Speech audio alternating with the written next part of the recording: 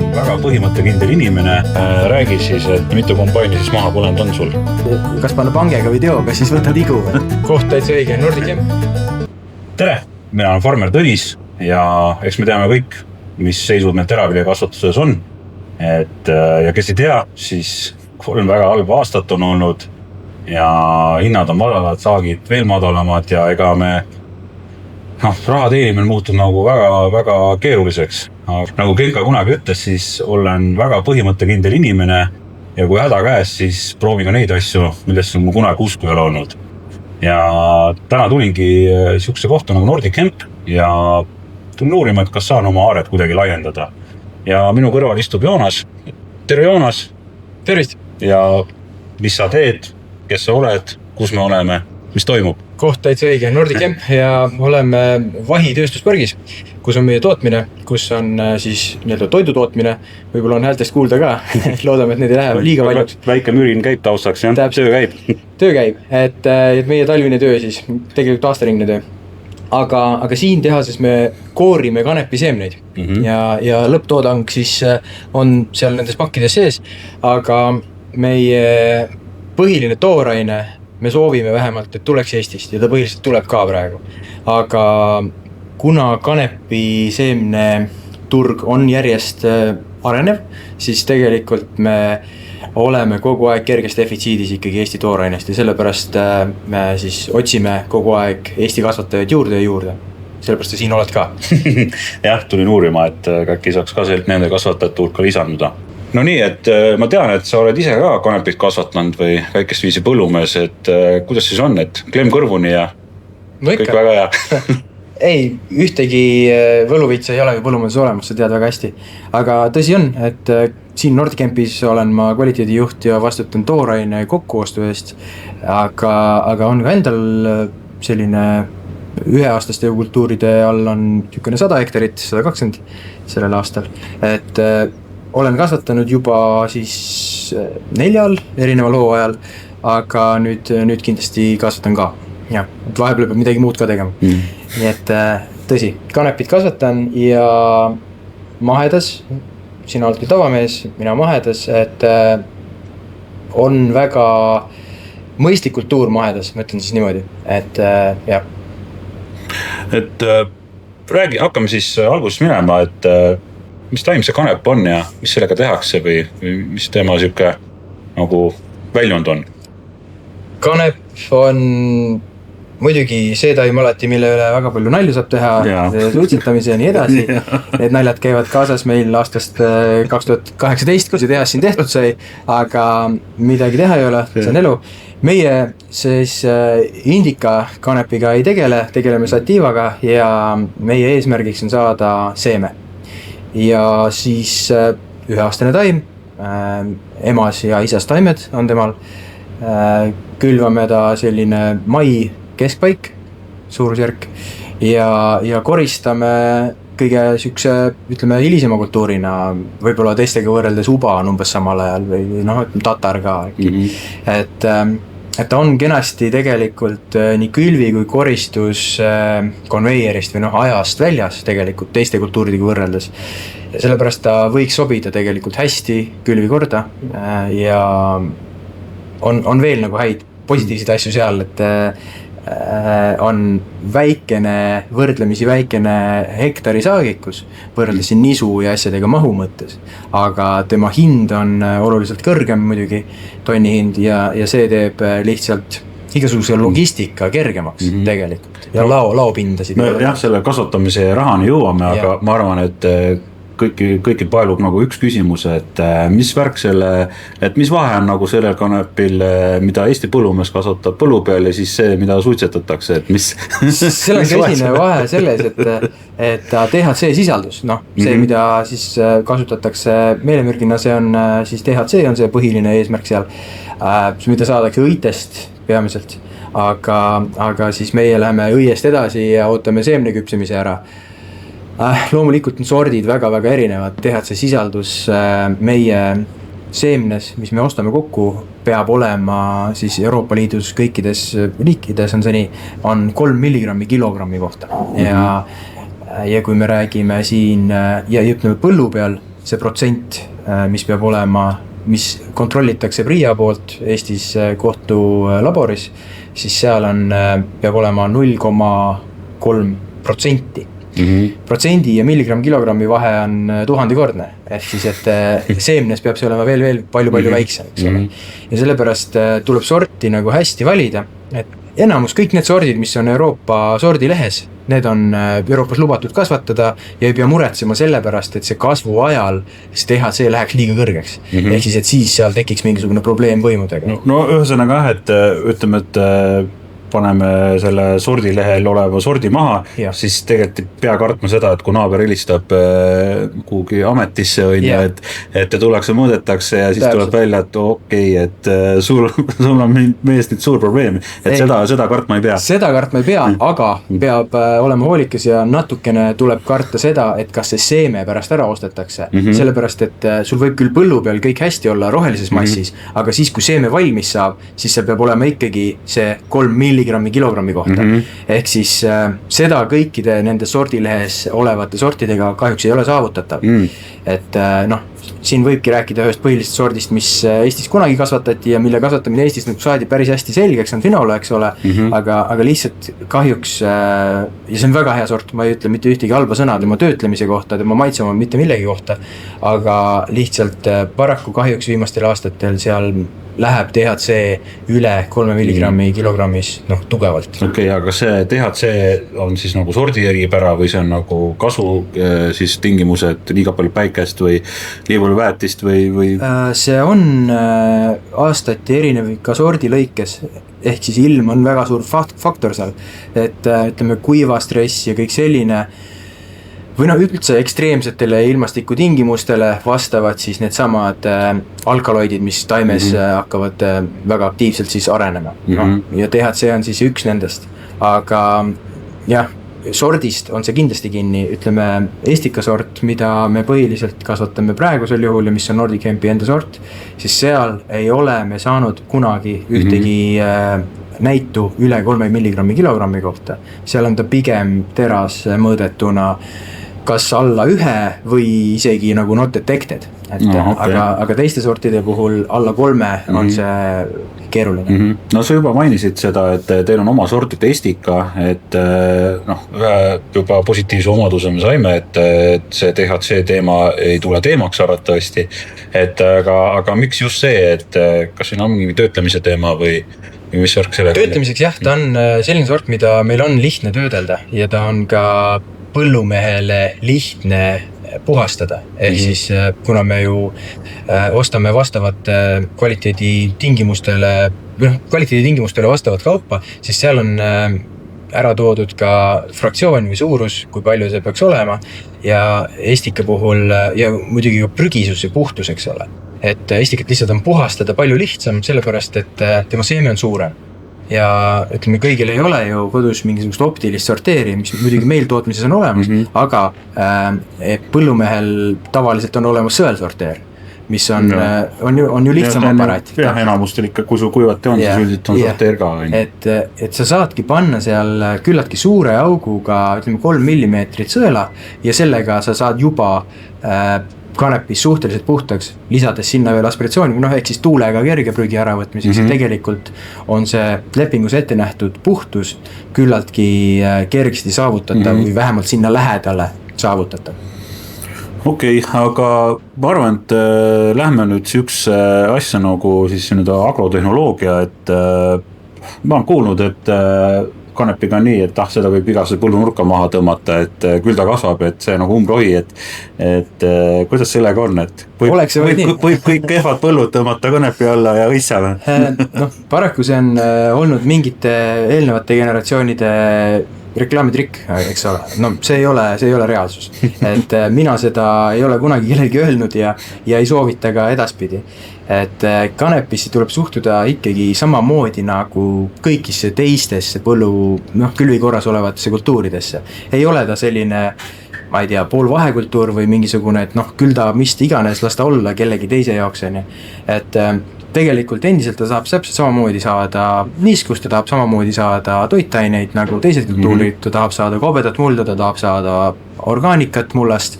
Et selle koha pealt ta ei ole nii-öelda mingi imekultuur, mis asfalti peal kasvab, vaid ta ikkagi tahab saada mõistlikke tingimusi, et ei tasu kergekäeliselt suhta. Aga see on ühesõnaga selline keskmine põld, et kus saad kasvatada nisu, otra, muud sellist, see sobib tegelikult kanepidega. Just. Kas tal on mingi erilisi toitaineid vaja, et äkki, kas ta vajab palju kaaliumi või vajab palju fosforit või lämmastik või mingid mikrotoitained hoopis kanepile ülitähtsad? Me ei ole nagu täna veel jõudnud Eesti tingimustes katsetega sinnamaani, on küll olnud väetuskatseid, oleme teinud nagu päriselt kuusiku katsejaamas ja teinud omal käel nagu tootjate juures, aga me ei ole nüüd sellise mingisuguse põhjapaneva avastuseni jõudnud, et nüüd kindlasti seda tahab ja seda ei taha, aga me oleme, ütleme sellised laias laastus teadmised väetamise kohta on niimoodi, et 150 kilo enni lämmastikku perioodi jooksul oleks hea. Ja see andis nagu parima tulemuse nüüd kuusiku katsete taustal, et nad sealt edasi lihtsalt saak juba langes. Et 150 oli selline optimaalne, vähemaga oli kehvem ja see oli siis selline maksimaalne siis selle sammuse näitel. Aga muus osas, mis võib veel välja tuua kanepi puhul, kuhu võib julgelt panna, on siis, või mida varasemalt võib-olla kardeti rohkem, on madalsoturvas, must turvas, et kui see põld on teil selline, mul on endal ka lihtsalt 20 hektarit seda, siis, aga see põld peab olema muidugi, mis kannab tehnikat, et kui seal on drenaaž normaalne, toimiv, siis igal juhul sinna julgelt võib panna. Siis põhimõtteliselt ikkagi nagu võib, ütleme, et siis see turvapõld ei ole nii-öelda toitainete poolest võib-olla kehvem põld, aga lihtsalt tema harimine ja kogu see majandamine, et see on nagu pigem kehvempoolne, aga seal sa ütled, et seal võiks kanep töötada pigem hästi. Igal juhul, just. Seda on üle Eesti igal pool proovitud ja toimib kenasti. Kui sul on mingid madalaid maid, siis võiks kanepit seal panna. Ja, igal juhul. Lihtsalt sa pead olema kindel selles, et sa saad seal teha kevadel oma mullaharimised ära ja et sa saad sügisel ka suhteliselt hilja sinna peale. Arvestad näiteks oktoobri keskpaigaga või oktoobri, mine tea, lõpu isegi. Et heal juhul muidugi me võtame kanepi ära septembri lõpus, oktoobri esimestel päevadel, aga kõik võib ju venida, et on ka novembris koristatud. See on muidugi ekstreem, aga ikkagi, et Okei, aga jõuaks siis selle harimisviisi juurde, et sa just mainisid siin natuke aega tagasi, et oleks vaja kobedat mulda. Ma saan aru, et siis künd, kas minimeeritud harimine, otsekülv on üldse teemad siis sel juhul? On, kõik need on teemad, sellepärast, et nüüd jälle me peame lähtuma sellest, kas me oleme mahedas või tavas, nagu ikka, iga põllumees teeb lõpuks oma põldu ise kõige paremini, mis ta seal teinud on, mis ta seal ei ole teinud. Et seal on kaks asja, et üks asi on see sama kobedus, sellepärast, et tema juured tahavad minna kiiresti ja sügavale. Tal on armas juured, mis lähevad suhteliselt sügavale, et saada sealt kätte vesi. Ja ta on põuale selles mõttes natukene ikkagi rohkem vastupidavam kui teised, ütleme, teravilja. Aga teine aspekt on ju umbrohud, et mahedas tihti on see lugu, et tee, mis sa teed, aga umbroht seal ikkagi on. Ja kevadine künd on väga hea selle vastu, kui see on muidugi õigesti ajastatud. Ei tohi jääda suvikünnik, sest sa kuivatad selle lihtsalt ära. Mulle ära ja siis on sellega nagu korras. Täpselt. Ja siis, ütleme, kui me jõuamegi selle minimeeritud asjani, siis kõik need variandid on proovitud. Tegelikult sadalas ja ütleme, siin taustaks jooksevad meil pildid ka erinevatest põldudest, erinevatest variantidest. See näeb ikka väga äge välja. Jah, täpselt. See on selline lihtsalt sadala, ütleme, tavaline põld, see ei ole nüüd katsepõld. Katse on seal taga üleval ääres nagu näha. Aga meil sai seal testitud ära sellised variandid. Tegime 3 erinevat külvikut oli ja siis erinevad mullaharimisviisid. Ütleme, 0 punkt oli tava harimises siis niisuhõrs kevadel. Sinna peale visati AN-i 200 kilo, siis edasi üks osa sealt künti ära ja ülejäänud jäeti kõrrena. See põhimõtteliselt lahutati 200 kõrre peale. Otse kõrre peale ja siis künti see sisse siis maa sisse põhimõtteliselt. Ühele osale künti, siis ühele osale mindi peale sellise striptil meetodil ette harijaga, eks ole. Sadal Agros siis toimus see katse, eks ole. Seal hariti ette, siis tuli lägalaotur selle sama striptil haritud osa peale, siis üks variant oli täiesti otsekülv, Burgoo külvikuga ja siis oli otsekülv ka tempokülvikuga, ehk siis tempoga. Ja kes teab siis maisi külvik on ju. Põhimõtteliselt, maisi ja rapsi. Aga kas ta siis oli laia reavahega siis täitsa? Jah, see pandi laiaga. Selle sama vedrestatud tempol oli 45 cm reavahe, Burgool otsekülvikul oli 19 cm ja siis oli Horši SV, millel oli 16 cm reavahe, siis nii-öelda tavaline. Need katsid siis nägidki välja niimoodi, et künni peale külvati selle sama Horši SV-ga, siis pandi künni peale ka veel selle sama tempoga ja nii-öelda lihtsalt kõrre peale külvati tempoga ja külvati Burgooga ja siis vahepeale sinna striptilli etteharitud maa peale pandi siis samamoodi tempoga, eks ole. Ja kõigile pandi 120 idanevat teraruudule, mis on seal suurusjärk 25-30 kilo ja pildid olid väga erinevad, mis siin taustal meil ka lõpuks vahepeal läbi jooksevad, aga kõik olid selles mõttes ikkagi sellised põllud, mida oli nagu mõistlik, oli ikkagi nagu midagi korjata ka, et ei olnud nagu täielikku faili. Ainuke fail oli, või ütleme selline tagasirek oli selle sama künniga, sellega natuke jäädi hiljaks ja see natuke kuivatas liiga palju, aga ikkagi taim tuli üles, ei olnud mingit hävingut. Aga tulemused?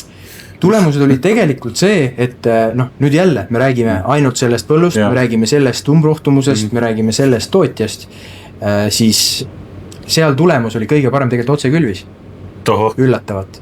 Kui uskumatu. Pilte vaadata, siis tegelikult piltide järgi ma olin väga nagu terve aeg, kui ma seal käisin neid nagu jäädvustamas ja vaatamas, siis see kõrre peale otsekülv tundus kõige räbalam, kõige kehvem, pildi järgi nagu tõesti ei olnud hea, aga tegelikult saak oli kõige parem ja ütleme saaki ja tulusus oli kõige parem. See on ka muidugi see, et kõige väiksemad kulud harimisele mingi otsa peale. Jah, et seeme maha saaks, siis kõige vähem kulusid tehti selle jaoks. Täpselt, tegelikult oli nii, jah.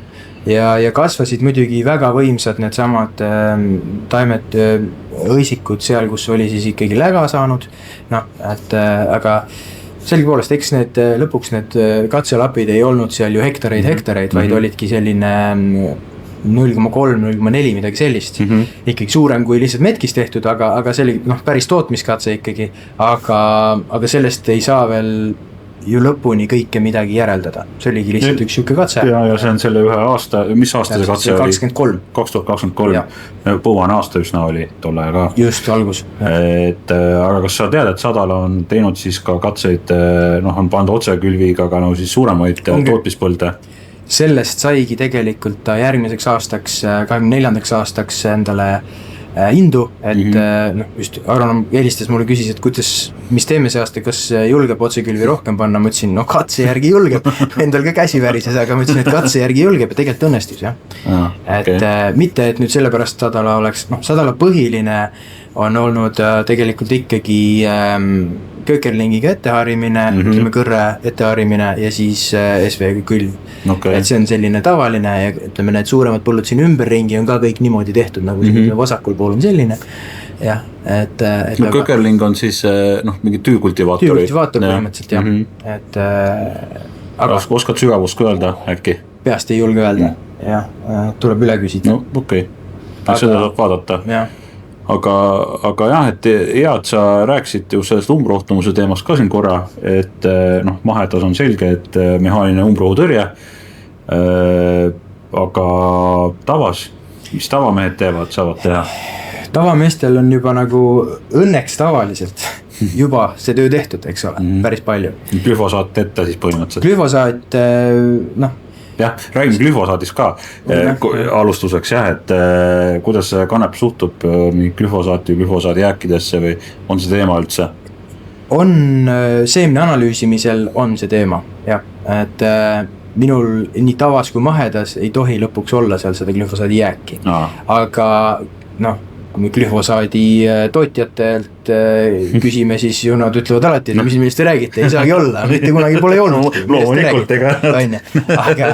Aga ütleme, ma ei ole ka seda sealt leidnud ja ma loomulikult ei ole ka tavatootjaid innustanud, et pange nüüd kevadel glüfosaati, siis seeme järgi. Ma sellist praktikat ei ole meelega ise ka mahitanud ja öelnud, et tehke nii.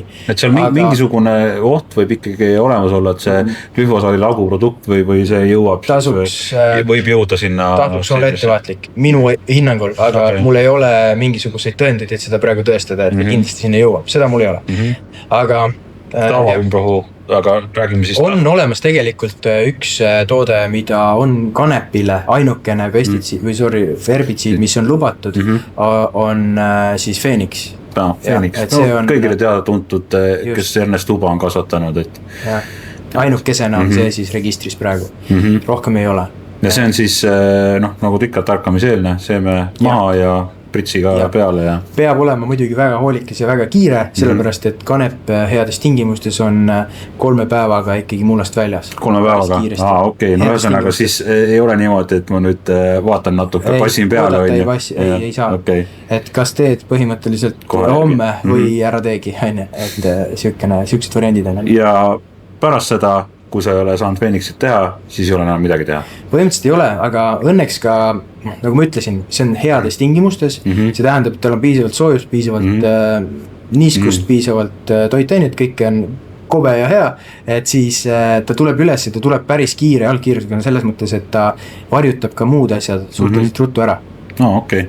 Et nende pildide pealt on näha, et ta kasvab ju suht kõrgeks ja suht kiiresti, et jätab need umbrohud varju ja pääsib nendega seda kasvu. Täpselt nii on, et see on ka mahedas niimoodi, et nüüd on jällegi see, et ma ei saa öelda, et see kõigil niimoodi on, sellepärast, et iga põld ja iga ilm iga aasta on erinevad, aga ma lihtsalt julgen öelda, et mul endal on see mitme põllu peal niimoodi õnnestunud, et kui see saab õigel hetkel mulda, siis tegelikult on ta ka umbrohtu pärssiv.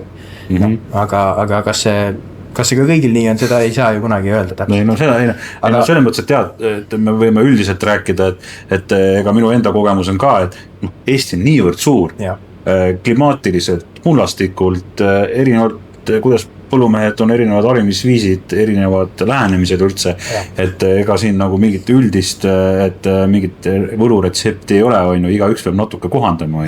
Väga erinev. Rääksime nüüd külvamisest, üks asi, mis jäi meil veel rääkimata, et külviaeg, et kuna on optimaalne külvata ja kui soe muld peab näiteks olema, see on kindlasti väga tähtis. Siin lähevadki teooria ja praktika hästi tihti sassi või segamini, et tegelikult on niimoodi, et meile ütleb kirjandusandmetel öeldakse, et mingisugune, ma ei tea, 10 kraadi peab olema mulla temperatuur, aga seda sa jääd joonipäevani ootama, et see on ebareaalne ja et kui sa seda jääd ootama, siis ilmselt see aasta saabki ei saa, aga taimed kasvavad ilusad. No ta ei saa lihtsalt palmis põhimõtteliselt. Saab julgen lähtuda Estika puhul kindlasti sellest, et kui sa juba kaera oled ära külvanud, siis võid juba kanepiga külvata, eks ole, et sükene mai teine nädal näiteks, mai teine 3. nädal võiks olla, siis on igal juhul see aeg tal olemas, et ta saab küpseks. Aga see on nagu suhteliselt nagu viimane.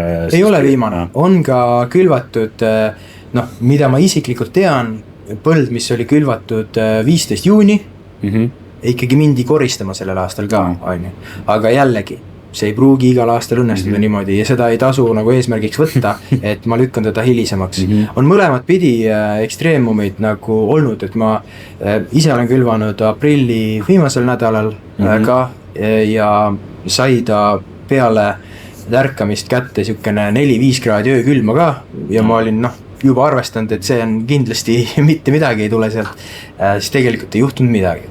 Et jällegi ei tasu nagu ulmeks ka minna, aga mai 2.–3. nädal on turvaline. Ja, ühesõnaga siis on lootust, et isegi ükskõik milline see aasta tuleb, et ikka sügisel valmis saab. Sellest oleks nagu ilge kahju, kui on tööd tehtud ja taimed ilusad ja siis seemet ei ole. Aga nüüd jõuamegi selle põhilise teema juurde. See koristamine. Ma olen kuulnud nii palju neid õuduslugusid, et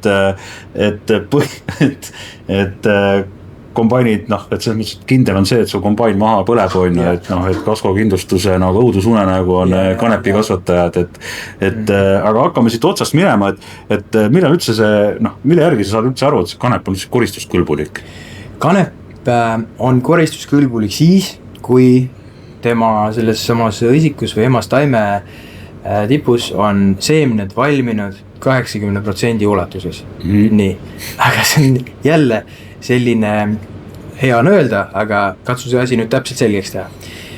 Seda on kõige lihtsam kontrollida niimoodi, et sa lähed ja võtadki selle õisiku lahti, võtad need seemned ja hakkadki vaatama, sest et tema see kasvu põhimõte on niimoodi, et sellel samal õiel tekivad aegamisi need emasõied, nad ei teki korraga, niimoodi, et nad korraga tekivad ja korraga saavad ise sealt tolmu ja siis korraga kõik saavad valmis, seda ei ole. See on nagu aegamisi protsess. Täpselt, nagu turbasammal kasvab põhimõtteliselt.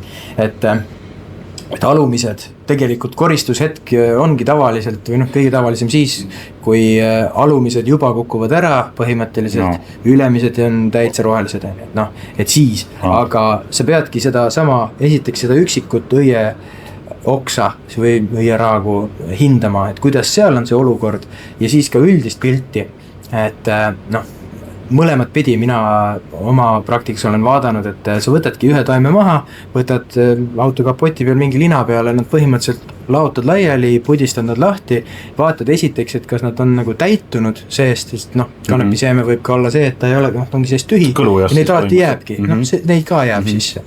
Aga et sul oleks roheliste protsent nagu võimalikult madal ja oleks ja sa pead ka seda vaatama, et kas seda alt on juba nagu palju ära kukkunud või ei ole. Et neid teooriaid koristamise jaoks on ka hästi erinevad, nagu ikka. Nagu ikka. Ei saa, see on nii kahju, et me ei saa anda ühtset seda asja. Ei ole robotit, kes ütleb, et nüüd on tuld. Et see mõni tark mees ütleb, et kui linnud on põllus, siis mine, mis ei ole ka liiga vale. Linnud siis söövad kanepiseemet väga meeldib, täpselt. See on päris hea indikaator. See on üks indikaator ja see ei ole üdini vale. Alati on nagu see, et kuidas see linnupopulatsioon, kas ta parasjagu on selle ära avastanud või ei ole ja kui suured kui põllud on. Ei, ma mõtlen selles mõttes, see oleks nagu päris äge, kui lähed nagu selle peale välja ja tegelikult linnud on juba ammu jalga lastud või hoopis kuskil teisel põllul ja sina ootad ja ootad, kuna need linnud siis tulevad. Linnud ei tuld ja nii on, täpselt. Et see on ikka nii, et linnud ei pruugi alati tulla elus, aga ütleme siis, jah, 180% oleks nagu hea vaadata või hinnata selle sees, et kas siis on.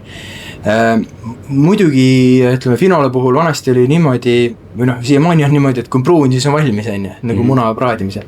Aga tegelikult estika ei lähe nii pruuniks, et sordid on erinevad. Muidugi ei ole ka estika ainukene sort, mida kasvatada, on veel häid sorte, aga see pruunsus ei ole nagu alati ka indikaator. Et tasub ikkagi minna põllule, võtta erinevaid taimi, erineva suurusega taimi, võtta need päriselt siis kas kontorilau peal, kuivatad ära, vaatad, teed nad ilusti lahti ja uurid seemnetele peale niimoodi, et kas on pruunid, on täitunud, on nagu küpsed. Ja seal ma saan alati nõuanda ka, ei ole küsimust. Okei, aga kuidas selle koristusniiskusega on, et ütleme, et on siuke paras hetk, on ju, linnud põllus või on 80% on valmis või mis iganes. Kaarud põlvad kõik. Mis niiskusega see kraam siis võiks mulle sinna kombaini punkrisse hakata tulema? Ideaalis ta võiks tulla siukene 16-17. See on ilus. See on ilus niiskus ka. See on ilus number, see on, aga see ei ole tihti reaalsus. Et jälle me jõuame sinna, et ta ei ole reaalsus. Aga kas on selle põhjusel, et kuna ta nii hilja valmis saab, et õhuniiskus ja vihmane on see sügis või on ka selles loomulikult. Üks asi ongi see, et ta ei lähe nii pruuniks ja taim ise ei sure nii täiesti ära. Ta jääb rohelisemaks ja mida rohelisem, seda märjem, arusaadav, aga on ka see, et muidugi päeva jooksul sul ju tegelikkuses see, mida sügise poole, seda lühemaks see koristusaken läheb, sa saad põldu alles sükene realistlikult 1 või 2 päeval, on ju, kui tuul on ta loodetavasti puhtaks. Heal juhul 4 tundi head koristusaega ja siis on kõik, on ju. Et seal tulebki olla kindlasti väga varuga seda koristusjõudu hinnata, et seda võiks alati rohkem kui vähem olla, et noh, sellepärast on see niiskus, et ta ei pruugi nii hästi sul ära kuivada, aga teistpidi, kui sa jääd seda ootama, siis sa jäädki ootama.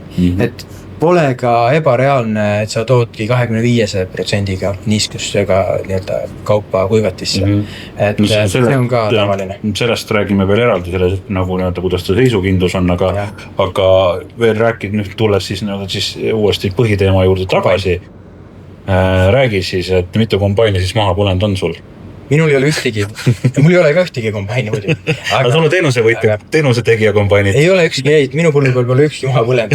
Et aga ja see on ka tihtipeale hästi palju sükene kunagi kellelgi juhtus ja see korrutatakse suuremaks ja vägevamaks, nagu jutud ikka muutuvad, aga kindlasti statistiliselt läheb nisus põld rohkem kombaine põlema kui kanepis, sest et kanepi pind on nii väike. Aga kombainist endast rääkides, et seda vältida, tuleb mõistusega koristada. Räägiks korra veel vahele, ma tahaks seda öelda, et miks need kombainid lähevad põlema on ju sellepärast, et kanepi vars on siuke kiuline. Ja kuna ta on hästi kõrge, nagu siin piltid näeme ka, ikka 2 meetrit olla, ma kujutan ette või midagi, või isegi rohkem. Ja see on vars on üks pikk kiud ja kui see hakkab kuskil ümber võlli käima või siis läheb kuumaks. Siis ikka laagrite vahele ta lõpuks jõuab ja temperatuur tõuseb. See on selge ja sellepärast on hästi tihti vaja puhastada tegelikult kombaine, käia need samad kohad üle, kallakud, kõik vaadata kombainile kõhtu, et seal midagi liiga palavat ei oleks ja liiga palju midagi mähkinud ei oleks, see on selge. Et ja seal on ka väiksed mingisugused omad nõksud ja mingisugune teadmine ikkagi juba tegelikult kogunenud aastatega. No oskad sa mõnda nagu nõksu öelda või? Nõks on, kõige parem nõks on see, et operaatoril peab olema nina peas ja kõrvad ja silmad peavad olema, kõik peavad olema. Ja mõistus peas ka, kõik peavad peas olema. Et tuleks, esiteks nagu ma ütlen, igaõhtune selline ülevaatus, et kõik need võllid ja laagrid üle kontrollida, et kuskil midagi üle aru ei ole. Siis kindlasti, mis peab olema, on vikat, peab olema uueväärne. No, ikka terav, et ta lõikab, ei natsutaks seda vartsi. Jah, suvi otsa põrutanud muid kultuure ja siis tuled kanepit võtma, et muid ju lõikad. Et see ei tööta. See on väga hea nagu tähelepanek, et muidu nürin seal nüsin seal hernes kuskil see vikati mulla peal ära ja siis küll ta kanepit lõikab kanepit, sest ta on ju tavaline mul ta lõikas, miks ta kanepit ei lõika, loomulikult. Aga ikka peab, et ühesõnaga lõige oleks siuke hea ja terav on. Jah, see vähendab probleeme kindlasti esimesena. Siis muidugi kombainist endast, see peab olema kõige turvalisem on ikkagi Klav kombain. Julgen välja öelda, et Hollandi CX-id on kõige paremad selle töö peale. Tundub, et mul on lootust. Ja kusjuures seda kui ma uurisin seda asja, siis üks tuttav ütles ka mulle, et kes on CX nii Hollandid, et need töötavad kanepis hästi. Aga ma tean, et võtavad mehed rootoriga ka. Võtavad küll, on võetud, aga see ei õnnestu igal aastal, pean ütlema. Et ma ei ole kindel, miks, aga muidugi 25. aastast on mul lihtsalt näide selline, kus mindi rootoriga võtma ja jooksis igatpidi kinni, ei saanud mitte kuidagi. Aga oli ka tegemist sellise sordiga, mis oli Eestis esimest korda, võib-olla sordi eripära, ma ei ole kindel, aga kindlasti ei... Ma soovitada ei julge, proovida võib, aga samas ma olen ja minu enda selline 100 hektarit, mis mul oli aastal 20 näiteks, midagi sellist, võeti 100% kõik rootoriga, case'i rootoriga, aga ja ei põlenud ükski maha, aga ma ei ole kindel, ma kardan, et see on sordi erinevust. Ühesõnaga kindlam on klahv, aga ei saa rootorit ka nagu maha kanda. Ei saa. Aga siis peab, selles suhtes pead olema ekstra tähelepanelik ja ettevaatlik on ju. Täpselt, aga mis kindlasti ei soovita on hübriid, et sellele teeb kindlasti haiget. Baltic Agro Machinery meid ei toeta, mulle tundub enam. Et hübriidklaas ei sobi järelikult on ju. Jah, proovitud on, aga tulemus väga hea ei ole. Okei. Selles mõttes väga huvitav, et jah, et tegelikult iseenesest nagu midagi, ma saan aru, midagi nagu väga katastroofiliselt hullu ei ole, kui sina ütled, et sa oled kasvatanud, mitu aastat sul oli? 4 looajal kasvatanud ja ole probleeme olnud, et pole siis tähelepanelikum ja siis töötab. Aga üks teine müüt, mis mulle ka kohe küsiti ja öeldi, et aga see, kui sa lõikad seda kanepit, siis tal jäävad ju varred püsti, sa lõikad üsna kõrgelt seda, aga see ju lõhub sul kõik asjad ära, pidurivoolikud, igasugused kummiuljad, igasugused lõdvikud asjad, traktorid tõmbab kõik andurid, juhtmed puruks, et sa ei saagi põhimõtteliselt lõhub kõik asjad sul sealt alt ära, kuna see vars käib mööda põhja ja tõmbab kõik kaasa. Mis värk sellega on? Vars on ju tugev, loomulikult, aga ma kindlasti tagurpidi ei soovita sõita. Tõesti või? Tagurpidi? Just, aga ühesõnaga, kui sa oled sõitnud peale, et siis ta võib küll haarata kaasa, et kui sa tagurpidi hakkad liikuma.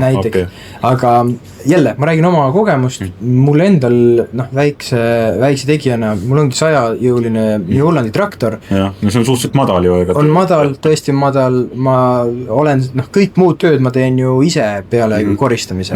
Vead põllult ära ka ju selle seemne on ju.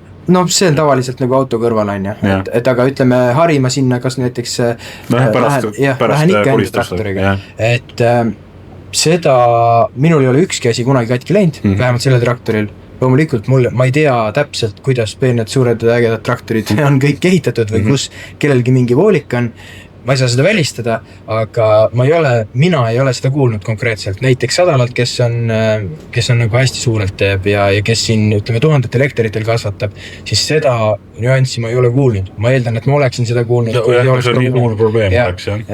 Aga päris ausalt ma ei ole seda kuulnud, et see oleks murekoht. Aga samas ma seda ei saa ka välistada, et miks mitte. Tal see potentsiaal on lõhkumiseks olemas. Ta on nagu suhteliselt tugev, aga massiline see ei ole. Et või see üldse nagu oleks kunagi tulnud sinul endal probleemiks. Või jah, kui räägime Sadalast, mis need eelmine aasta oli 800 hektarit kanepit, et kui seal masinad oleks hakanud millegi puru minema, oleks kuulnud sellest kindlasti. Okei, aga me nüüd koristasime selle toreda kultuuri ära, ütleme, et ei läinud selles suhtes ideaalselt 16 niiskust saanud, 25 niiskus. Kaua võib ta seista seal hunnikus? Enne nisu võib seista siuke 20, 22, 25 isegi 24 tundi, 8 tundi vabalt ära. Rohkem ka, jah. Isegi rohkem. Aga kanep ja hunnik ei lähe kokku, et seda kindlasti vältida, seda ei tohi teha. Ei tohi ka üleöö jätta autokasti, traktorikasti, sellepärast, et selle niiskusega, kanepi see nüanss on see, et tema, kuna see iseeneslik soojenemine hakkab ju igal viljal pihta, siis loomulikult kohe hakkab mikrobioloogia puhama. E-kolid, kõik hallituspärmid lähevad kohe kiirelt lakke, et muudel viljadel on see, et sa saad selle kuivatis, paned sa selle 80 kraadi peale, ei juhtu midagi, sa põhimõtteliselt pastöriseerid selle ära, aga kanepit sa sellistel temperatuuridel kuivatada ei tohi ja siis ei saa ka sa lahti sellest samast mikrobioloogiast. Ehk siis see tuleb lõpuks kaasa ja see on juba päris kallis, meil küll sellel aastal on olemas nüüd sellest aastast pastörisaator siin samas majas, aga sest igal aastal seda probleemi ette tuleb, mitte küll massiliselt, aga ikkagi tuleb, siis seda on lihtsam vältida, ütleme odavam on seda vältida, kui pärast parandada. Mis kuulsin mingit juttu, et see on mingi 300-400 eurot tonn on see pastöriseerimine, jah? 205, jah, me oleme seda sellise hinnaga ka ostnud ise, selles mõttes, sa saadad selle Soome, sest Eestis ei olnud selliseid masinaid nagu niimoodi käe pärast võtta. siis me kasutasimegi soomlaste teenust, aga me praegusel juhul me saame 250-ga, ütleme oma lepingu alusel, saame hakkama, aga see on päris suur summa. Päris korralik kulu nagu see on tonni hinnast päris suur amps. Aga jah, sa rääkisid seda, et ei tohi nii kõrged temperatuuri kuivatada, mis temperatuuriga siis kanepit võib kuivatada? See nüüd jälle oleneb kuivatitest sellest, et kas, kus kohast sa mõõdad seda või seda temperatuuri, väljuvast õhust, sisse minevast õhust, kuskil tavaliselt on väljuv õhk on see, või tähendab mitte väljuv õhk, vaid sisenev õhk on nagu esimene indikaator.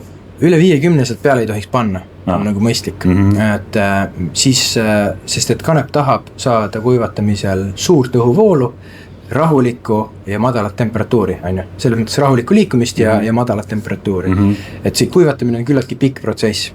Et enamasti Eestis ju ikka on meil portsjon kuivatid, mille sa siis teed saatkuivatiks, ehk siis et see ei ole enam läbivoolukas, vaid teedki siis nagu portsjonisel, et niimoodi pikalt kuivatades niiskus peab saama lõpuks 6 ja 9 vahele, on siis see aktsepteeritav niiskus, aga ütleme 7,5-8 põhimõtteliselt 6 ja 9 vahele. Aga eesmärgiks 7 ja 8 ütleme sinna vahele, sellepärast et see 9 on natuke riskantne, et võib pärast natuke juurde tõmmata niiskust ja nagu ikka.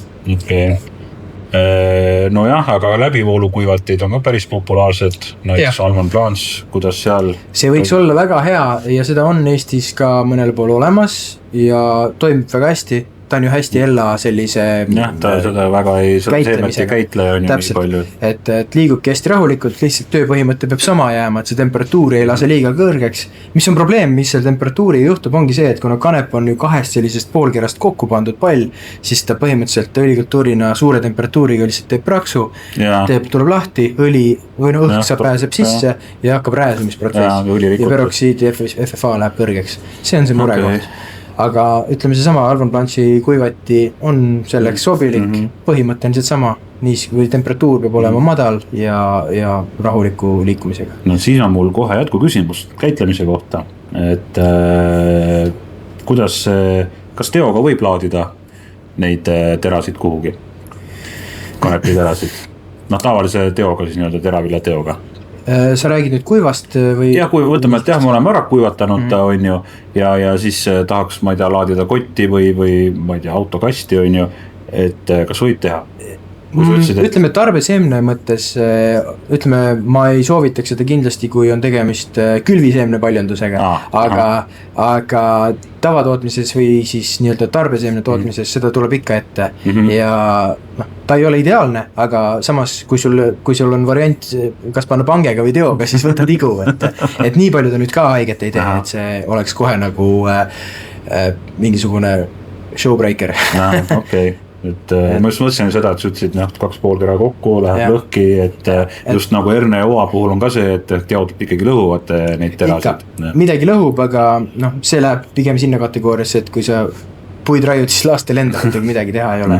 Aga see põhimõtteliselt teil nagu otseselt probleemi ei ole, et see lihtsalt on prügis see läheb või kuidas ta lõpuks läheb selles mõttes, ma räägin siis selle analüüsimise protsessi või selle osa ka natukene läbi või selle füüsikalise analüüsimise osa, sest selle teen ma ise. See käibki niimoodi, et sina kasvatad kanepi valmis, kuivatad ta ära, paned piikbäägi. Puid valusele. Jah, seda ma tahtsin ka korra, ma segan nüüd jälle vahel niimoodi, aga kas puistesi ei saagi vedada? Praegu on keeruline, jah, ütleme. Et sa peaksid ta ikkagi nagu pakendama kohe tonnisesse piikbäägi ära või on mingi väiksem kogus, mis Tonn 200. Tonn 200, aga jah, et seda, et autokastis puistes vedada, et nagu me veame vilja on ju, et seda pigem mitte. Kui on see plaan nagu võetud ja on see nagu ennem läbi räägitud, me alati katsume leida mingisugused võimalused, variandid, aga pigem me praegusel juhul seda ei saa teha, sellepärast et meil ei ole ju endal, siin selles tootmises on meil ainult piikbäägiga saame vastu võtta ja rohkem meil ei ole, kui ütleme, muud tehast või sellist tootmiskeskust meil ei ole, kui on ka ladu Mustvee lähedal, kus on samamoodi, saame ainult võtta kahveldõstukiga lihtsalt auto pealt maha.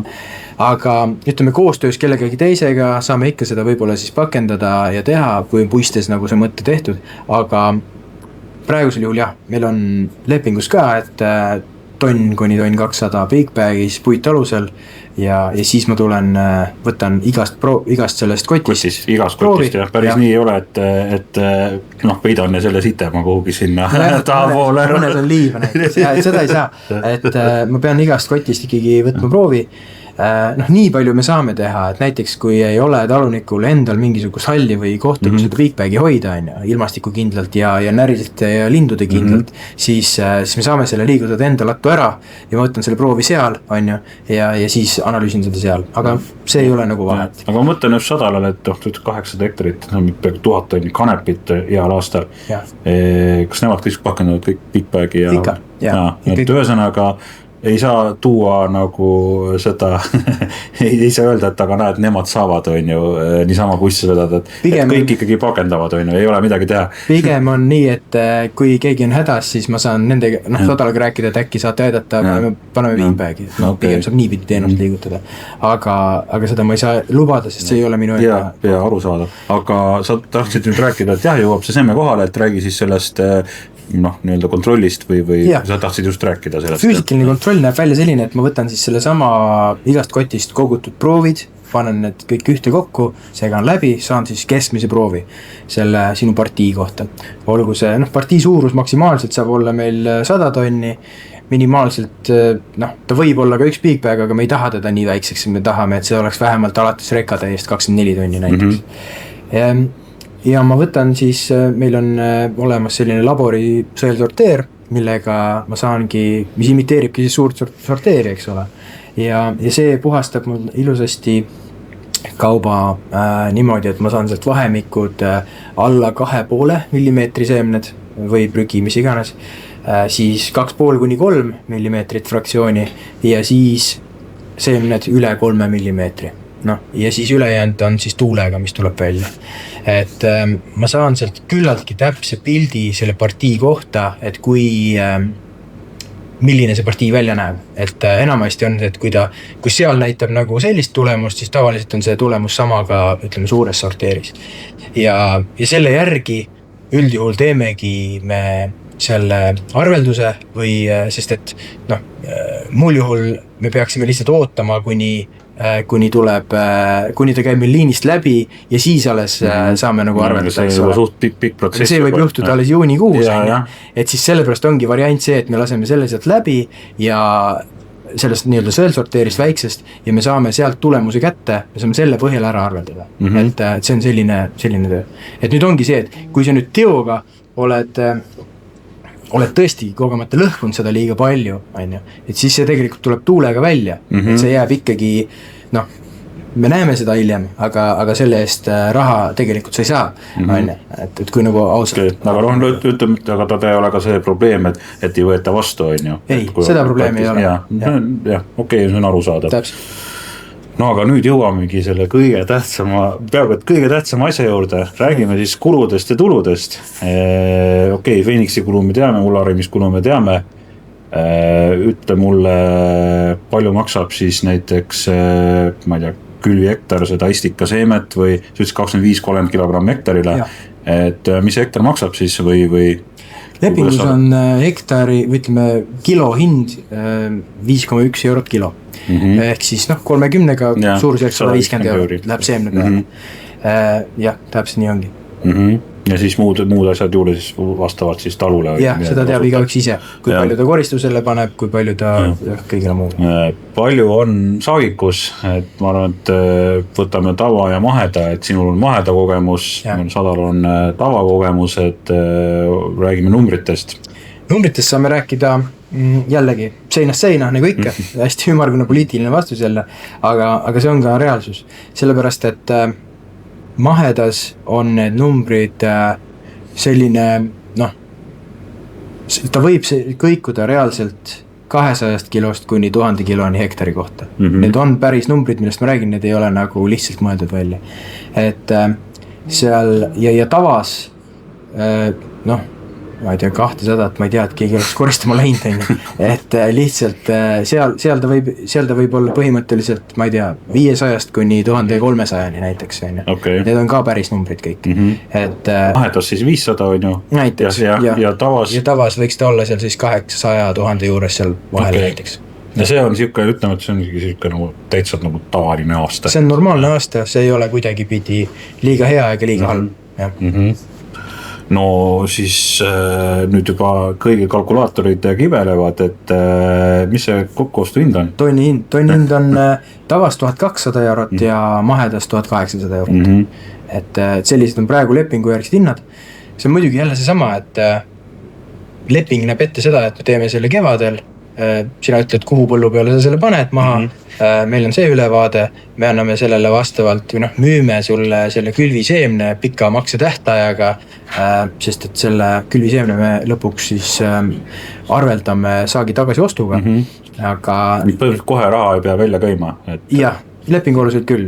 Küll ainult see punkt on, et lepingut me teeme alates 50 hektarist. Et me ütleme hektari või 2 ei saa seda nagu... See on hea point, jah, 50 hektarit on päris korralik kogus. Täpselt, meie see kalkulatsioon ongi see, et 50 hektarist võiks vähemalt rekatäis tulla, ehk siis üks batch, ehk siis üks partii, mida on mõistlik analüüsida. Sellepärast, et analüüsimine maksab selline 1500 eurot. Seda me ei küsi sinu käest, see on meie enda kulu, aga ikkagi me ei taha 1 tonnile seda teha. Aga kas saab nagu koopereeruda ka, et mul ei ole võib-olla nii palju põldu, ma ei saagi 50 hektarit panna, et kas nagu võib nagu 2 peale 2 talunikku panna minu vaates ei ole vahet, lihtsalt näiteks kui sul on 3 sõpra ja teil kõigil 4 on kokku 50 hektarit, kuhu te tahaksite selle kanepi panna, siis mina teen teist ühega lepingu, kes ütleb mulle, et põllumassiivid on sellised, kuhu need seemned lähevad ja sealt tuleb saak, aga ma teen nagu lepingu ühega. Et see muu omavaheline jagamine, et kuidas sa naabrimeestega siis hakkama saad, et temalt tuli nii palju, see peab käima lõpuks kõik ühes kuivatis, eks ole, sest minu jaoks on ta üks partii, aga see, kuidas te omavahel pärast siis arveldate, see on siis teie küsimus, eks ole. Sina ei sekku. Sinna ma ei tule. Ja parem oleks ka, ma arvan. Et aga põhimõtteliselt on võimalik jah, et ja neid näiteid on. Ja, et see 50 hektarit on siuke päris korralik kogus, et mina vaatan endal 300 hektarit on ju, ongi, ütleme siis 5 või 6 välja süsteem on ju, siis ongi see 50 hektarit nagu mahubki. Jah, just. Siin on mõned kuulajate küsimused ka, et sellest me juba rääkisime, et küsimus on, kas mahedus on võimalik ka kanepit kasvatada ja saagikus. Ja need me käisime ilusti üle, sina oled ise ju see kogemus on olemas. Järgmine, et milline on kanepi parim eelkultuur ja milline aga järgnev? Ja siis see on veel jätkuküsimus ka veel sinna otsa. Räägime selle ära. Me peame siin ju kliimat vaatama, et see, mis mahub, selle paned on ju. Et ma pigem hakkan niipidi, et mida kindlasti ei saa teha või ei ole mõistlik teha. Kui on loomad ja kui on maisikasvatus, siis ärge peale maisi kanepit pange. Sellepärast, et see ei ole küll nagu tõsine või mingisugune suurelt laialt levinud, aga maisileedik äkki on see ikka loom olemas, et tema võib nagu kanepi peale edasi hüpata, et sealt varsti... Ühised kahjurid siis või? No täpselt, aga see on ka selline praegu veel sükene suht arvamise järgus või sükene kuulujutu tasandil, aga pigem mitte, kui on võimalik vältida. Kui on järelkultuuridest, ilmselgelt talikultuuri sa ei pane sinna järgi, seal ongi siis see küsimus, et sa sinna paned siis mingi suvikultuuri pead panema, sest et sa peale koristust sinna talivilja ilmselt ei lähe. Ei, talivilja kindlasti mitte, aga isegi sa ei lähe sinna isegi kõrt nagu koorima tõenäoliselt. Et ja ei ole liiga palju mõtet. Jätta see kevadisse tegevusse, sellepärast et esiteks ta on hästi tugev sügisel peale koristust. Talvel ta natukene laguneb, mädaneb, leotub. Et siis ta on, ütleme, tal tekib selline aiaposti mädanemise efekt, et mulla pinnalt mikroobid söövad ta piisavalt mädandavad ära, et siis on need kõrred nagu kõlks tulevad sealt nagu kukuvad pikali põhimõtteliselt. Et kui tahaks põhku koguda, siis põhu kogumiseks põhimõtteliselt minnaksegi mitte niitma, vaid vaalutiga peale kohe. Et siis vaaluti lööb ta kanna pealt maha ja vaalu ja juba saad paki pressi võtta. Okei, et seda ühesõnaga, et meil selle kombainimise juures ei rääkimata, et kas tuleme korra tagasi, et kas põhk, puru või vaalu? pigem vaalub, sellepärast et see purustaja liigutus seal juures on see lisarisk siis. Lisarisk põlemisele nii-öelda või sellele lisaliigutus, et pigem vaalub ja kui tahaks siis põhku koguda pärast, see käib kevadel. Aga ütleme, et ma ei taha seda koguda, et kas ma pean teda kuidagi laiali tõmbama seda vaalu või kas mina ei ole tõmbab, vaal ei ole väga jõuline seal, ta on selline tumpudena suhteliselt et randaal on sellega tööga nagu hakkama saanud minu mõistes, aga jah, ei ole vaja, aga jah, siis kultuurina suvikultuur, mis iganes sa siis sinna paned järgmisel aastal, võid ka jätta allakülvi, ütleme kanepile, see on jälle maheda teema rohkem jälle, aga ristiku allakülv tegelikult mul on õnnestunud, et kas ta 100% alati õnnestub, ma ei tea, aga ristikuga mul on õnnestunud mõned põldudel. Eelkultuurina võiks olla, tihtipeale on seal jälle mingi teravili olnud. No tavaliselt küll, tihti, või raps näiteks. Ma tahtsingi just rapsini jõuda, et taliraps on hea eelkultuur, sellepärast et tihti kui talvel, nüüd vaatame, kuidas kevadel olukord on, aga tegelikult kui sul on sügisel või eelmisel suve lõpus raps külvatud ja see talvega hukka saab, siis tegelikult seda on mitmel aastal proovitud, et kanep on ainuke, mis sealt veel kastaneid tulest välja toob. Sellepärast, et kui läheb ümber külvamiseks, ükskõik mis suvikultuur ei tööta. Just, et seda on mitmel korral tehtud, täpselt. Ja õnneks on seal mitu õiget liigutust juba ennem tehtud, sellepärast, et rapsile tavaliselt teed kobedamaks selle mulla, sa oled toitu andnud, et siis selline pindmine harimine ja kohe nagu kanepi külv töötab rapsi puhul, et kui lähevad rapsid hukka, siis see on nagu hea point tegelikult, mis see on jälle proovitud. Siis jällegi ei ole Eestist liiga palju häid, mitte lihtsalt ei ole uuritud, aga ütleme USA ja Kanada näitel, kus ütleme USA-s, kus saab panna ka tali nisu peale kanepit veel maha, siis sealt on nagu tulnud infot või ma olen lihtsalt lugenud või mingeid videoid vaadanud, et seal nad nagu kiidavad, et just kanepi nende juurte laguproduktid annavad nagu mingi erilise boost'i siis nisule. Sadal näitel ma küsisin kunagi seda, et sest suvinisu on ikka läinud niimoodi, et pigem oli vastus, et halvemaks kindlasti ei teinud, et kas sa nüüd julged väita, et see kindlalt tema paremaks tegi, aga halvemaks ta kindlasti ei teinud. Ühesõnaga, et ikkagi põhimõtteliselt võib eelkultuuriks võib olla ükskõik peale siis nii-öelda maisi ja järelkultuurid, kas pigem maisi võiks olla või siis juba seda niipidi ma ei tea, niipidi näiteid mul ei ole.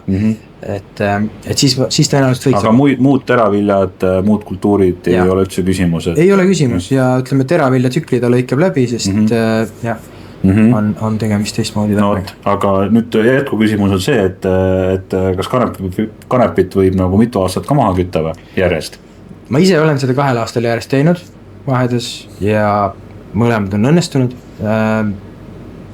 Ei keela keegi, jah. No see on mingisugust, kas saagikuse või taimede haiguste või erinevust või mingi... Haiguste mõttes ei ole teada olevalt vähemalt praegu.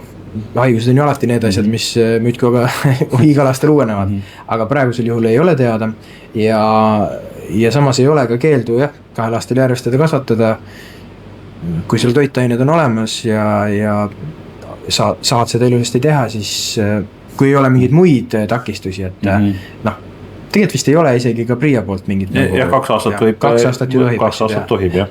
Ma tean, et siin on nagu mindud nagu edasi ka mingitel põldudel, aga kas see jälle mõistlik on? Okei. Aga siis on järgmine küsimus, et kas kanep võib muutuda ka umbrohuks, et mõtlen kas tavameestel on glüfosaat olemas, et kas see kanep nagu on mingi väga elujõuline asi või pärast ei saa lahti temast põllul, ega mahedus on sama probleem, on ju.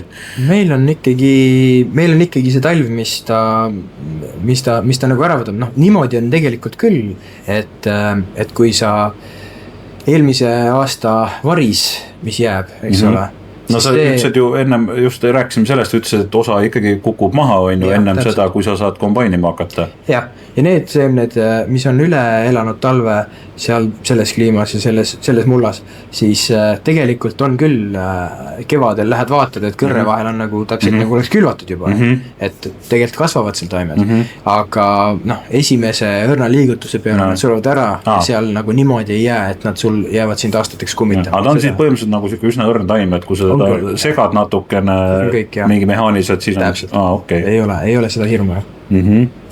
Ja siis on veel üks viimane küsimus siis öelda, et võib-olla see on natuke isegi retooriline, et kui suur on töökoormus kanepiga versus näiteks mingi tavalise teravilja nisuga või odraga või kaeraga, aga minu arust meie jutu sees tuli välja ka, et mis on külvamine, tavameestel üks omruhutõrje ja siis on koristus. Kas seal vahepeal ka mingid liigutusi tehakse? Ei, kasvu ajal sul ei ole seal midagi väga liigutusi teha. Ootad lihtsalt, et saaks valmis ja siis lähed.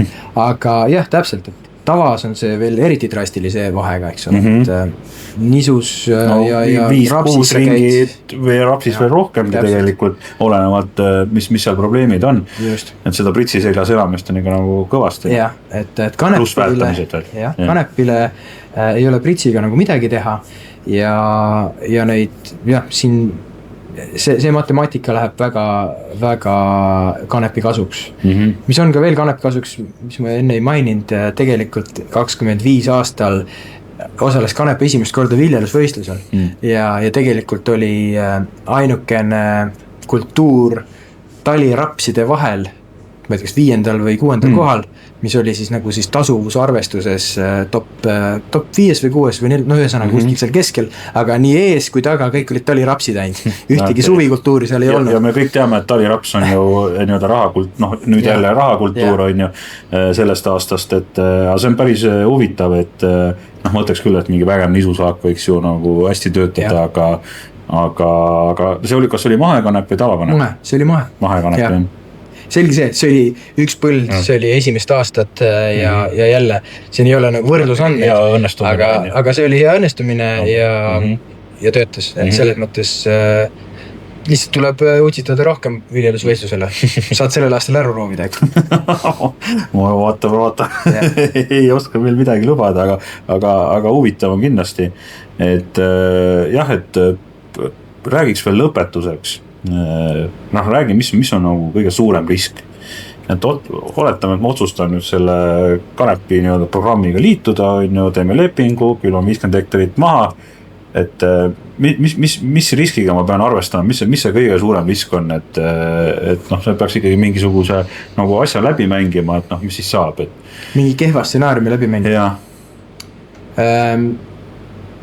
ikka, kes teeb, seal juhtub asju, aga ja lõpuks on kõige suurem aktsionär ikkagi ilm. Seda kindlasti, seda me ei saa muuta. Aga siis näiteks oligi, ütleme sellel aastal ka ilmaga ju niimoodi, et Põlvamaal, Lõuna-Eestis igal pool ujus lihtsalt. Jah, täpselt. Ja oli seal ka sükene päris arvestatav kogus meil kanepit ühel lepingu alusel, mis oligi reaalselt 0, et jäigi vee alla, ja seal ei oleks ühelgi taimel võimalust. Seal ei ole midagi teha. Täpselt, et selliseid asju ju võib ka ette tulla, aga siis ei olegi midagi, et ilmselgelt see on siis ju lepingu mõttes justkui rikkumine, aga mida sa siin rikud või mitte, et tulebki suhelda oma vahel ja leida lahendused ja leidsime selle lahenduse selle konkreetse põllumehega ja kasvatame uuel aastal uuesti, et peab saama, aga ütleme, ma ei oskagi neid riske niimoodi öelda sulle täpselt. Ma mõtlen nagu ilmastikus, kas sa võib lamanduda näiteks? Lamandumisrisk, mina pole näinud mitte kunagi. Ei ole pikali olnud, aga rahe näiteks, peksab õisid. Olen näinud selliseid taimi, mis rahe peksab noored taimed longu ja puruks ja ta ajab ennast püsti. Niimoodi, et see vars jääb pärast nagu välgunool. Ehk siis, et on nagu kasvab nuks alla ja siis jälle üles tagasi. Et ma olen sellist asja küll näinud. See oli mingisugune 4 aastat tagasi näiteks. Aga seda, et nagu ütleme rapsi puhul on see, et kõdrad lahti, kõik kukub maha ja nutta või naera üles kätte ei saa. Et sellist ma kanepi puhul pole näinud, aga jällegi ei saa öelda, et kunagi seda ei juhtu. aga pigem ei ole olnud. Ma ütlen, et riskid on suuresti ikka seal ka, et noh, inimese enda võib-olla teadmatusest või siis ütleme tööliste hooletusest ongi see sama suur amps sellest rahast lihtsalt läheb minema siis, kui sa lasedki, ütleme, kuivatis on võimalik asju valesti teha. Nagu ma ütlesin, jääb ööseks hunnikusse või ei lükata näiteks vastuvõtu ventilaatorit käima, ütleme punkri ventilaatorit käima, et ta jahutaks, et või ei saada kohe kuivatisse aga ma arvasin, et ei pea panema kohe kuivatisse. Kanepiga on see mure ka. Õnneks on talle see, et kanepiga, et ta on ju nii viimane selle koristuskonveieris, et siis on õnneks on kuivati juba nagu vaba.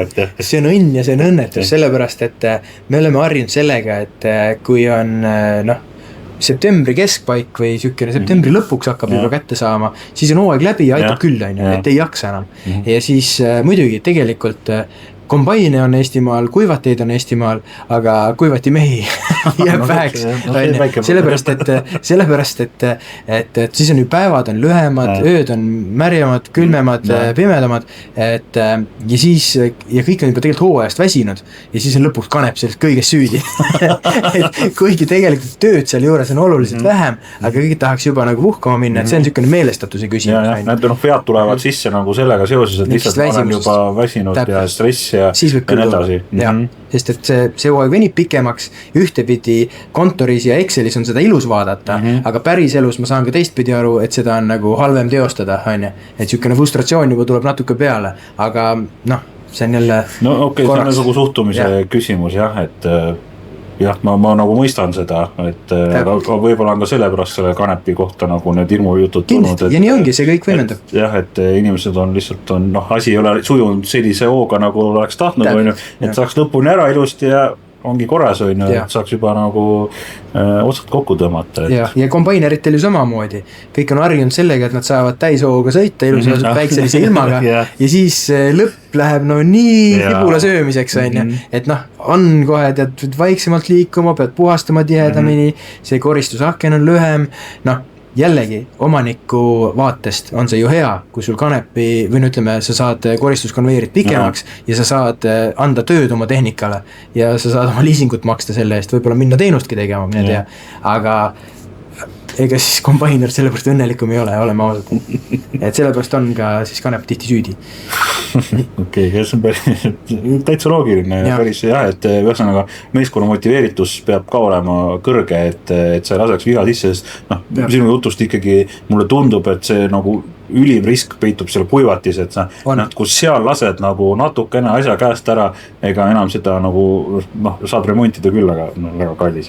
Ta on kallis lihtsalt, jah. Sest tava puhul, kui ma praegu peas arvestan, et 1200 eurot tonne on ju, sealt veel 250 euri maha tee selle pasteuriseerimisele, siis juba see mata enam nagu nii ja enam välja ei näe, on ju. Need vigasid, veel, kui nüüd korraks riski poole pealt rääkida, siis see viga võib maksta veel rohkem selles mõttes, et kui ta läheb, kui see kanep on nagu midagi nii drastiliselt valesti seal näitajates, et ta peab minema sööda kvaliteeti, siis siuke variant on ka veel, täpselt, see on ka veel variant.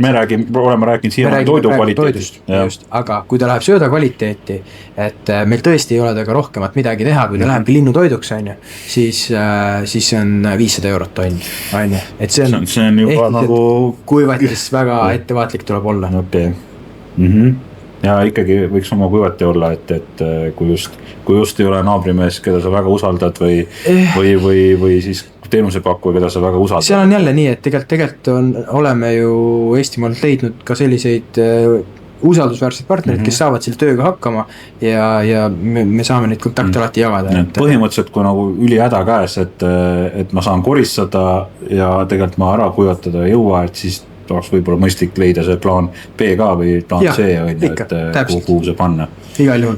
Sest nagu, ma ise mõtlen praegu 24 tundi, alla 24 tunni peab see asi juba nagu tehtud olema, et see on kiire. Jah, seal ongi see variant, et kui sa ei saa teda kohe kuivatisse liikuma, siis vähemalt ta peab saama ventileeritud punkris. Ja võib-olla sorteerist läbi, et mingi paht välja on. No seda ikka, jah, täpselt. Et ma ise mõtlen ka, et see oleks et muuga saaks hakkama aga see kuivatus natukene ilmutab selles suhtes, et jah, täpselt.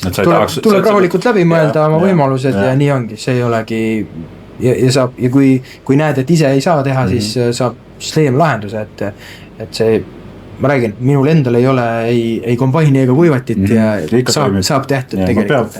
Järelikult toimib. Aga ma arvan, et sellega ongi hea nagu lõpetada, et just see, et küll me lahenduse leiame ja minu arust oli küll väga huvitav jutuajamine, et ütleme nii, et saime mõned müüdid üle käidud, müüdid said purustatud, samas ei toodud välja ka põhilised riskikohad, et eks igaüks ise arvestab, aga jah, et ja arvutab, et aga minu arust riskide maandamise mõttes tasub kaaluda. Igal juhul, just. Ja kui on küsimusi, võtke ühendust julgelt. Ja. Aga teeme nii. Aitäh, et vaatasite, kuulasite ja võib-olla kohtume veel või kohtume põllul. Tšau! Tšau!